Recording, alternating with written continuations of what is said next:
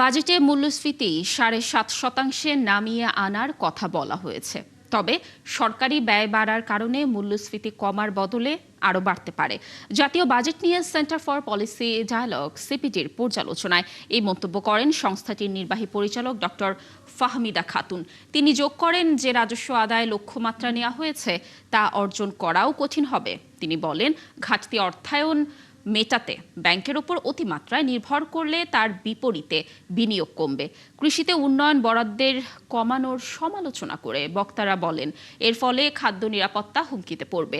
তবে পরিচালন ব্যয়ে স্বচ্ছতা নিশ্চিতের আহ্বান জানান তারা।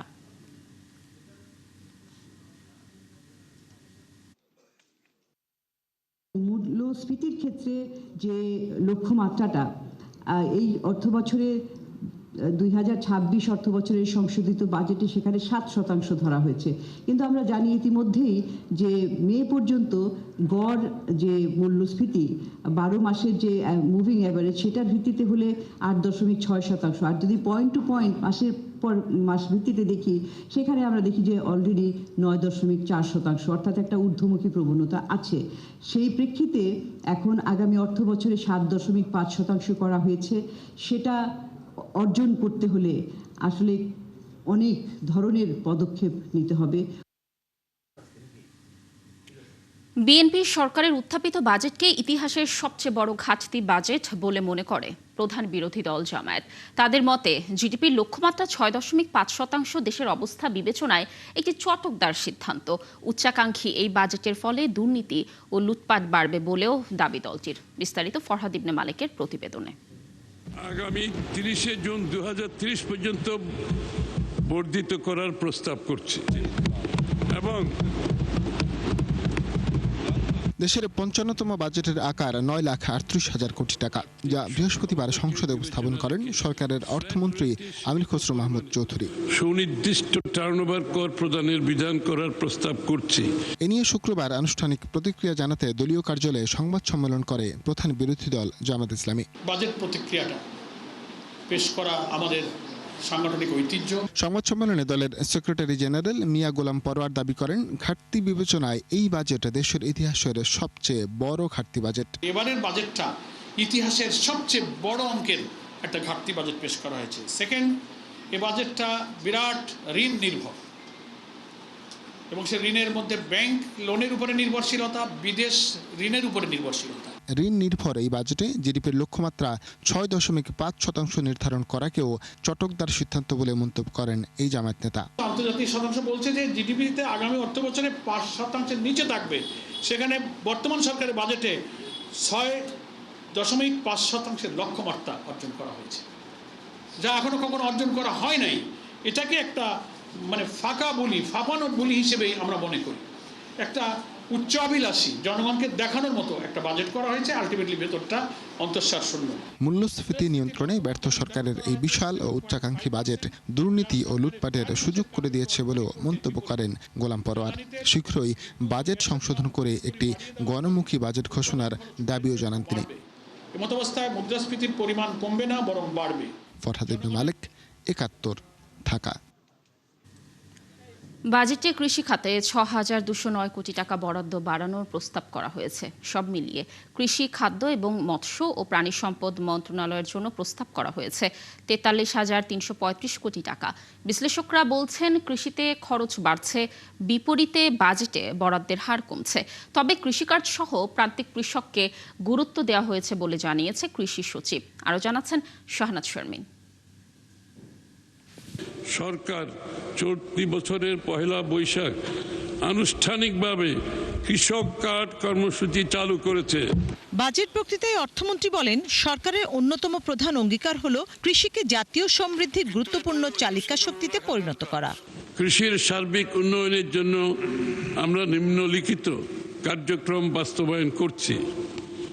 কৃষি পুনর্বাসন ও প্রণোদনা কর্মসূচির আওতায় বিনামূল্যে বীজ, সার ও অন্যান্য উপকরণ সহায়তা প্রদান করা হচ্ছে। খাদ্য নিরাপত্তা, কর্মসংস্থান ও গ্রামীণ অর্থনীতির প্রধান ভিত্তি কৃষি। জাতীয় অর্থনীতিতে এ খাতের অবদান প্রায় ১১%, অথচ জাতীয় বাজেটে কৃষির হিস্যা ধারাবাহিকভাবে কমছে। আগামী 2026-27 অর্থ বছরের প্রস্তাবিত বাজেটে কৃষি মন্ত্রণালয়ের জন্য 28,881 কোটি টাকা বরাদ্দের প্রস্তাব করা হয়েছে। এতে বরাদ্দ কিছুটা বাড়লেও জাতীয় বাজেটের চেয়ে এর অংশীদারিত্ব কমে যাচ্ছে। একই সঙ্গে কৃষি ভর্তুকি ও প্রণোদনার পরিমাণও স্থির রয়েছে। আমরা মনে করি যে এই জায়গায় আসলে ভর্তুকির পরিমাণটা এবং প্রণোদনাটা আরও বাড়ানো দরকার ছিল, কারণ আমরা গত বছরও দেখেছি এটার প্রবৃদ্ধির হার প্রায় 2% বা তার একটু বেশি। সুতরাং এই জায়গায় আমরা যদি ভর্তুকির পরিমাণ বাড়াতে না পারি এবং এই গ্রামীণ অর্থনীতিতে যাদের ভূমিকা রয়েছে তাদেরকে যদি সঠিকভাবে প্রণোদনাটা পৌঁছাতে না পারি, তাহলে কিন্তু আমাদের এই সেক্টরটা কিন্তু ঝুঁকিতে পড়বে। অবশ্য কৃষি সচিব বলছেন, এসব কিছু মোকাবেলায় সরকার কৃষিকাজ সহ কৃষকের সহায়তা নানা প্রকল্পে বরাদ্দ দিয়েছে। আগে যদি ক্ষুধা নিবারণ করা না যায়, খাদ্য সহায়তা দেওয়া না যায়, এগুলো সবই খুবই সামঞ্জস্যপূর্ণ। আমাদের দৃষ্টিভঙ্গি, আমাদের ফ্যামিলি কার্ড, আমাদের কৃষক কার্ড একতালে দেখলে কি মনে হয়? মনে হবে যে ইয়েস, আমরা এই যে ভাবনা, আমাদের নতুন প্রযুক্তি, এই প্রযুক্তির সাথে আমাদের সকল কৃষককে, আম চাষি থেকে শুরু করে যে কোনো ফল চাষিকে বুঝতে হবে, গ্রহণ করতে হবে, প্রয়োগ করতে হবে, বাজারে আনতে হবে। এবং বাজার আমার কিন্তু শুধু বাংলাদেশ নয়, আমাকে যেতে হবে বিশ্ব বাজারে। কৃষি পণ্যের উৎপাদন ব্যয় কমাতে সার, বীজ ও সেচ সহ অন্যান্য উপকরণের সুলভ মূল্য নিশ্চিতকরণ ও যান্ত্রিকীকরণে বিশেষ অগ্রাধিকার প্রদান করা হয়েছে। কৃষিকে যান্ত্রিকীকরণ কর্মসূচি জোরদার করা হচ্ছে। শানা শারমিন, 71, ঢাকা। মোট দেশজ উৎপাদনের 0.58% থেকে বাড়িয়ে 1% বরাদ্দের প্রস্তাব করা হয়েছে স্বাস্থ্য খাতে টাকার অঙ্কে, যার পরিমাণ 69,409 কোটি টাকা। এই বৃদ্ধিকে ইতিবাচক বলছেন বিশ্লেষকরা। তবে খরচ করার সক্ষমতা নিয়ে আছে প্রশ্ন। এজন্য অর্থ বছরের শুরু থেকেই মনোযোগী হওয়ার পরামর্শ তাদের। হিমেল মাহবুবের প্রতিবেদন। স্বাস্থ্য ও পরিবার কল্যাণ মন্ত্রণালয়ের জন্য 69,409 কোটি টাকা বরাদ্দের প্রস্তাব করছি।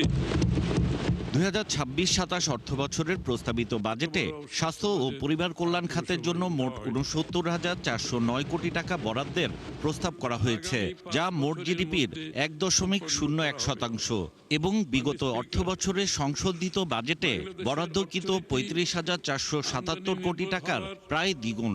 আমাদের মূল উদ্দেশ্য হবে সর্বজনীন ও ন্যায়সঙ্গত স্বাস্থ্যসেবা নিশ্চিত করুন। প্রস্তাবিত বাজেটে চিকিৎসার চেয়ে রোগ প্রতিরোধের উপর গুরুত্ব দেওয়া হয়েছে। চিকিৎসা কেন্দ্রিক থেকে প্রতিরোধ কেন্দ্রিক স্বাস্থ্য ব্যবস্থায় রূপান্তর।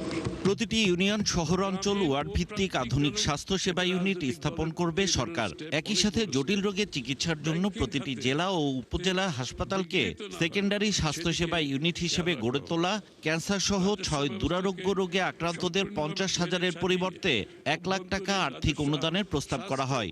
আর 5,000 চিকিৎসক নিয়োগ দেওয়া হবে নতুন অর্থ বছরেই। দক্ষ চিকিৎসক, দক্ষ নার্স, দক্ষ টেকনোলজি গড়ে উঠবে। গভর্নমেন্টকে আমি ধন্যবাদ জানাই যে রিংয়ের এবং ডায়ালাইসিস সহ অন্যান্য জায়গায় ক্ষেত্র বিশেষে 10% পর্যন্ত কর রেয়াত দিয়েছেন। তবে বিশেষজ্ঞরা বাজেট খরচের সক্ষমতা নিয়ে প্রশ্ন তুলেছেন। এরকম যদি হয়ে যায় যে আমরা যে বড় বাজেট দিলাম এবং এই বাজেটের 40% প্রায় 50% রিভিউর সময় কেটে নেওয়া হলো, কমিয়ে দেওয়া হলো, তাহলে তো এই বড় বাজেট পাওয়ার পেয়ে কোনো লাভ হলো না। এক্সিস্টিং প্রবলেম তো আমাদের আছে যে কেন খরচ করতে পারি না, সাথে আবার যেটা যুক্ত হলো বাড়তি বাজেট, তাহলে সেটা খরচের জন্য সরকারের কি করতে হবে? যৌক্তিক প্রোগ্রাম নিতে হবে যেটা মানুষের উপকারে আসবে। এদিকে প্রতিমন্ত্রী জানান, স্বাস্থ্য খাতের রোগ বেড়েছে বিগত সরকারের সময়ই। বিগত অন্তর্বর্তীকালীন সরকার তাদের ছিল ভুল নীতি, আর তার আগের ফ্যাসিস্ট সরকার তাদের ছিল দুর্নীতি। বড় বড় মেশিন কিনেছে অনেক টাকা দিয়ে, কারণ মেশিনটা কিনলে দুর্নীতি করা যায়। এই মেশিন চালানোর জন্য প্রশিক্ষিত জনবল লাগবে, আমরা সেই কাজটি করছি। সব মিলিয়ে ইংল্যান্ডের ব্যবস্থাপনায় NHS এর আদলে স্বাস্থ্যসেবা খাত ঢেলে সাজাতে চায় তারেক রহমানের সরকার। বাজেট বরাদ্দে মিলছে সেই ইঙ্গিত। এত বড় স্বাস্থ্য বাজেট আর কোনো সময় দেওয়া হয়নি। হিমেল মাহবুব, 71, ঢাকা। আজও কুষ্টিয়ার দৌলতপুর সীমান্তে শিশু ও নারী পুরুষ সহ 12 জনকে পুষিনের চেষ্টা করেছে বিএসএফ। তবে বিজিবি ও গ্রামবাসী তাদের প্রতিহত করেছে। আর এরপর থেকে সীমান্তের শূন্য রেখায় তারা অবস্থান করছে। এদিকে দেশের বিভিন্ন সীমান্ত দিয়ে অনুপ্রবেশ ঠেকাতে কঠোর অবস্থানে রয়েছে বিজিবি। জনগণকে সাথে নিয়ে চলছে যৌথ টহল। বিজিবির দাবি, সাম্প্রতিক সীমান্ত দিয়ে লোকজন ঠেলে দেওয়ার একাধিক চেষ্টা প্রতিহত করা হয়েছে। আর সীমান্ত নিরাপত্তা রক্ষায় বিজিবি সবসময় প্রস্তুত। সহকর্মীদের তথ্য ও ছবিতে প্রতিবেদন। শুক্রবার ভোরে কুষ্টিয়ার দৌলতপুর সীমান্তে নতুন করে আবারও 12 জনকে পুশিনের চেষ্টা করে বিএসএফ। এই সময় বিজিবি ও গ্রামবাসীর বাধায় তাদের ফিরিয়ে নেওয়া হয়। বর্তমানে সীমান্তের শূন্যরেখায় অবস্থান করছেন শিশুসহ 12 জন। এর আগেও গেল শনিবার রাতে এই সীমান্তে পুশিনের চেষ্টা চালায় বিএসএফ। সীমান্তের লাইট বন্ধ করে কাঁটাতারের বেড়ার পকেট গেট ব্যবহার করে ঢুকে পড়ার চেষ্টা করা হলে বিজিবি ও গ্রামবাসী তা প্রতিহত করে। এরপর থেকে দৌলতপুর উপজেলার 46 কিলোমিটার দীর্ঘ সীমান্ত জুড়ে দিন রাত টহল অব্যাহত রেখেছে বিজেপি। এর মধ্যে ভারতীয় অংশে প্রায় 18 কিলোমিটার এলাকায় রয়েছে কাঁটাতারের বেড়া। খুব সতর্কতা অবলম্বন করতেছে এবং তার সাথে আমরাও আছি তাদেরকে সহযোগিতা করার জন্য। আমরা অনেকটা আতঙ্কিত যে তারা কি কারণে আমাদের দেশে আসছে এবং পুষিনের চেষ্টা করছে। বিজেপি ভাইরা খুব কষ্ট রাত দিন 24 ঘন্টা টহল দিচ্ছে, তাদের সাথে আমরা আছি। বিজেপি জানায় অনুপ্রবেশ ঠেকাতে নিয়মিত টহলের পাশাপাশি সীমান্ত এলাকায় মাইকিং সহ চালানো হচ্ছে বিভিন্ন সতর্কতামূলক কার্যক্রম। স্থানীয় জনগণ এবং বর্ডার গার্ড বাংলাদেশের যৌথ প্রচেষ্টা এই ধরনের পুশিন সংক্রান্ত যে কোনো ধরনের অপতৎপরতা রুখে দেওয়ার জন্য সর্বদা সজাগ আছে। এদিকে জয়পুরহাটের পাঁচবিবি উপজেলার ঘোনাপাড়া সীমান্তে আবারও কাঁটাতারের বেড়া দেওয়ার চেষ্টা চালিয়েছে বিএসএফ। বারবার পতাকা বৈঠকে কাজ বন্ধ করার সিদ্ধান্ত হলেও ব্যাচটা অব্যাহত রেখেছে তারা। বিএসএফ এর এমন উস্কানিমূলক ও অনাকাঙ্ক্ষিত আগ্রাসন ঠেকাতে চলছে মাইকিং। পরিস্থিতি মোকাবেলায় বিজিবির পাশাপাশি লাঠিসোঁটা নিয়ে রাত জেগে সীমান্ত পাহারা দিচ্ছেন সাধারণ মানুষও। সবসময় আমরা আতঙ্কের মধ্যে থাকতে হচ্ছে আমাদেরকে, কোন সময় কি হয়। দুর্গাপুর এবং মথুরাপুর ক্যাম্পে 20-25টা করে লোক নিয়ে আসে জমা করেছে। বর্ডার গার্ডের সচেতনতার কারণে এরা কোনো প্রকারের লোকজন পার করে দিতে পারেনি। দুদেশের পররাষ্ট্র মন্ত্রণালয়ের মাধ্যমে সীমান্তের এই সমস্যার সমাধান চান এলাকার মানুষ। এই বর্ডারের ওই পারে বিভিন্ন আমাদের লোকজন জড়ো আছে, তারা যে কোনো মুহূর্তে বাংলাদেশে প্রবেশ করতে পারে। যার জন্য আমরা বিজিবির সঙ্গে আছি, সীমান্ত এলাকায় ঘুরতেছি যাতে করে ওরা না আসে। জনগণের সাথে নিয়ে বিজিবি, আনসার এবং চৌকিদার নিয়ে আমরা জনগণ নিয়ে আমরা বর্ডারে আমরা যেভাবে টহল মাধ্যমে দিনে রাতে আমরা টহল জোরদার করছি এবং সীমান্ত সুরক্ষিত রাখবো। এই বিষয়ে রাজশাহী বিভাগীয় কমিশনার জানান, সীমান্তে অনুপ্রবেশ রুখে দিতে প্রস্তুত বাংলাদেশ। জয়পুরহাট সীমান্ত এলাকা এখন পর্যন্ত আমরা হলো যে শান্ত রয়েছে এবং এখানে এ ধরনের কোনো ঘটনা ঘটেনি। সেক্টর কমান্ডার মহোদয় রয়েছেন, তিনি ধন্যবাদ সার্বক্ষণিক 24 ঘন্টায় তিনি তারা প্রহরী রয়েছেন। দেশের সার্বভৌমত্ব ও সীমান্ত সুরক্ষায় সর্বস্তরের মানুষের সহযোগিতা চেয়েছে বিজিবি। শান্তা ইসলাম, ৭১। কাল কক্সবাজার যাবেন প্রধানমন্ত্রী তারেক রহমান। পর্যটন জেলায় এই সফর দলীয় নেতাকর্মীদের মধ্যে সাড়া ফেলেছে। উৎফুল্ল সাধারণ মানুষও। ব্যস্ত এই সফরে প্রধানমন্ত্রী বেশ কিছু উন্নয়ন কাজের উদ্বোধন করবেন, পাশাপাশি ভাষণ দেবেন চকরিয়ার জনসভায়। কামরুল ইসলাম মিন্টুর প্রতিবেদন। কক্সবাজার শহরের অলিগলিতে এখন স্বাগত মিছিল, মিটিং সহ নানামুখী প্রস্তুতি। বিএনপি ও এর অঙ্গ সংগঠনের নেতা কর্মীরা চূড়ান্ত ব্যস্ত। কক্সবাজারের প্রধানমন্ত্রী তারেক রহমানের আগমনকে ঘিরে প্রাণ চাঞ্চল্য পুরো জেলা জুড়ে। দীর্ঘ সময় পর দলের শীর্ষ নেতাকে খুব কাছ থেকে দেখার ইচ্ছায় মুখ দলীয় নেতাকর্মী এবং সাধারণ মানুষ। আশা করছেন তারা তাদের অপ্রাপ্তিগুলো প্রধানমন্ত্রীর কাছে তুলে ধরতে পারবেন। দীর্ঘদিন ধরে একটা কক্সবাজার জেলা অবহেলিত ছিল, এখন চকরিয়া পেকুয়াতে প্রচুর উন্নয়ন হচ্ছে। কক্সবাজার আমরা 6 লেন হোক, এটা আমরা প্রত্যাশা করি। আমাদের কক্সবাজার চট্টগ্রাম যে মহাসড়ক রয়েছে, এটা 4 লেন উন্নীত করার জন্য আমাদের প্রধান দাবি থাকবে। উনি আস্তে আস্তে কক্সবাজারে আমাদের অনেক দাবি, কক্সবাজার সিটি কর্পোরেশন করা, আবার বিশ্ববিদ্যালয় করা, পর্যটন নগরীকে উন্নত করা। সরকার গঠনের পর প্রধানমন্ত্রী তারেক রহমান পর্যটন শহর প্রথম সফরে এসে যোগ দিবেন নানা কর্মসূচিতে। এর মধ্যে অন্যতম শহীদ প্রেসিডেন্ট জিয়াউর রহমানের স্মৃতি বিজড়িত পিএম খালের পাতলি মাছুয়াখালী খাল পুনঃখনন কাজের উদ্বোধন, ডোলহাজারায় বৃক্ষরোপণ, নবগঠিত মাতামুহুরী উপজেলা ও পেকুয়া উপজেলার ভিত্তিফলক উন্মোচন। ব্যস্ততম কর্মসূচিতে কক্সবাজার সুধী সমাবেশ এবং মেরিন ড্রাইভ পরিদর্শনেরও কথা রয়েছে প্রধানমন্ত্রীর। তার সফর ঘিরে ব্যাপক প্রস্তুতি প্রশাসনের। যে স্থানগুলোতে উনি উদ্বোধন করবেন বা মত বিনিময় করবেন, সেটার জন্য আমরা ট্রান্সপোর্ট ডিপার্টমেন্টের পক্ষ থেকে সার্বিক প্রস্তুতি গ্রহণ করা হয়েছে। সফরটাকে নিরাপত্তামূলক এবং সফল করার লক্ষ্যে যে কোঅর্ডিনেশন সেগুলো আমরা করেছি। সফরের দিন রাতেই ঢাকা ফিরে যাবেন প্রধানমন্ত্রী। কামরুল ইসলাম মিন্টু, ৭১, কক্সবাজার। দর্শক, প্রধানমন্ত্রী তারেক রহমানের সফরকে ঘিরে নেতাকর্মীদের মধ্যে উৎসবমুখর পরিবেশ তৈরি হয়েছে কক্সবাজারে। সেখানকার সর্বশেষ প্রস্তুতির তথ্য জানাবো আপনাদেরকে। যুক্ত হবেন আমাদের সহকর্মী মোহাম্মদ হোসেন।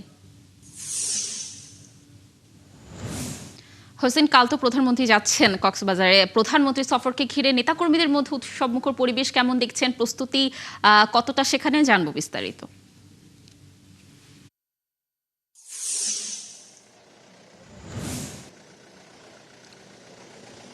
লাবণী, আপনাকে ধন্যবাদ। প্রধানমন্ত্রী তারেক রহমান 22 বছর পর কক্সবাজার আসছেন। এর আগে 2004 সালে তিনি কক্সবাজার এসেছিলেন। তৎকালীন সিনিয়র যুগ্ম মহাসচিবের দায়িত্ব পালনকালে তিনি কক্সবাজার এসেছিলেন 4 দলীয় জোট সরকারের সময়। এবার তিনি দেশের প্রধানমন্ত্রী হয়ে কক্সবাজারে আসছেন আগামীকাল, এবং তার এই আগমন ঘিরে কিন্তু ব্যাপক প্রস্তুতি নেওয়া হয়েছে। আইন শৃঙ্খলা থেকে শুরু করে সব ধরনের প্রস্তুতি সম্পন্ন করা হয়েছে।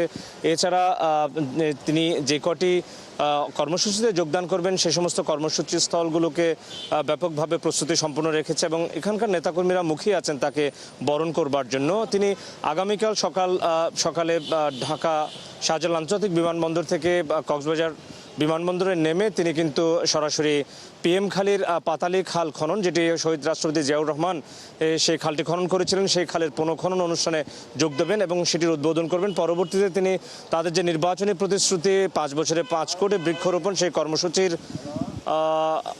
কর্মসূচির উদ্বোধন করবেন। বৃক্ষরোপণ কর্মসূচি শেষে 24-এর গণ অভ্যুত্থানে শহীদ ছাত্রদল নেতা ওয়াসিম আকরামের কবর জিয়ারত করবেন, তার পরিবারের সাথে সাক্ষাৎ করবেন, এবং পরবর্তীতে বিএনপির স্থায়ী কমিটির সদস্য সালাউদ্দিন আহমেদ, অর্থাৎ স্বরাষ্ট্রমন্ত্রী সালাউদ্দিন আহমেদের যে নির্বাচনী প্রতিশ্রুতি ছিল পেকুয়া পৌরসভা এবং মাতামুহুরী উপজেলা বাস্তবায়ন এবং তার ভিত্তিপ্রস্তর স্থাপন উদ্বোধন করবেন। হোসেন, ধন্যবাদ যুক্ত থাকার জন্য। নিশ্চয়ই আমরা আবারও যুক্ত হব আপনার সাথে, এবং কালকের যে জনসভা রয়েছে এর সকল ধরনের তথ্য আপনার মাধ্যমে দর্শকদেরকে জানানোর চেষ্টা করব। কোনো জাতি এমনি উন্নত হতে পারে না। শিক্ষা, কঠোর পরিশ্রম ও দক্ষ মানব সম্পদ গড়ে তোলার মাধ্যমেই একটি দেশ উন্নতির শিখরে পৌঁছাতে পারে বলে মন্তব্য করেছেন বিএনপি মহাসচিব মির্জা ফখরুল ইসলাম আলমগীর। শুক্রবার সকালে ঠাকুরগাঁও শহরের শহীদ মোহাম্মদ আলী স্টেডিয়ামে বাংলাদেশ চীন মৈত্রী উদ্যোগের আয়োজনে স্কুল ব্যাগ ও শিক্ষা উপকরণ বিতরণ অনুষ্ঠানে তিনি একথা বলেন। কোন জাতি কখনো এমনি উন্নত হতে পারে না। আজকে চীন যে উন্নত হয়েছে তার নিজের চেষ্টায় উন্নত হয়েছে, তার ছেলে মেয়েদের লেখাপড়া শিখে এবং আরো বেশি করে কাজ করে তার উন্নত হয়েছে। আমাদের উন্নয়নের ক্ষেত্রে তারা আমাদেরকে সমর্থন দিচ্ছে। আমাদের রাস্তাঘাট, ব্রিজ, কালভার্ট, ইউনিভার্সিটি এগুলো তারা বানানোর থেকে আমাদেরকে সমর্থন দিচ্ছে। শহীদ প্রেসিডেন্ট জিয়াউর রহমানের আদর্শকে ধারণ করে তারই উত্তরাধিকারী তারেক রহমানের নেতৃত্বে বাংলাদেশকে বিশ্বের বুকে সম্মানসূচক অবস্থানে নিতে চায় বিএনপি, এমন মন্তব্য করেছেন বিএনপির স্থায়ী কমিটির সদস্য আব্দুল মঈন খান। আমরা শহীদ প্রেসিডেন্ট জিয়াউর রহমানের সেই আদর্শ স্মরণ করে তার যে পরবর্তী আমাদের দেশ নেত্রী বেগম খালেদা জিয়া এদেশে যেভাবে পার্লামেন্টারি গণতন্ত্র ফিরিয়ে এনেছিলেন সেই আদর্শ স্মরণ করে, এবং সর্বশেষ আজকে জাতির এই ক্রান্তিকালে আমাদের প্রিয় নেতা জনাব তারেক রহমান, আমাদের প্রিয় প্রধানমন্ত্রী, তার যে দিক নির্দেশনা, সেই দিক নির্দেশনা অনুসরণ করে আমরা বাংলাদেশকে বিশ্বের বুকে আমরা আবার নতুন করে একটি জাতি হিসেবে আমরা সম্মানজনক অবস্থানে নিয়ে যাব। দর্শক, পটুয়াখালীর কলাপাড়া থেকে এ বিষয়ে আরো তথ্য নিয়ে আমাদের সাথে যুক্ত হচ্ছেন সহকর্মী মিলন কর্মকার রাজু। রাজু, সাগরে মাছ ধরতে যাওয়া জেলেরা কি আশানুরূপ মাছ পাচ্ছে কিনা, তারা কি বলছেন, মাছ ব্যবসায়ীরা কি বলছেন, এ বিষয়ে একটু জানবো আপনার কাছে।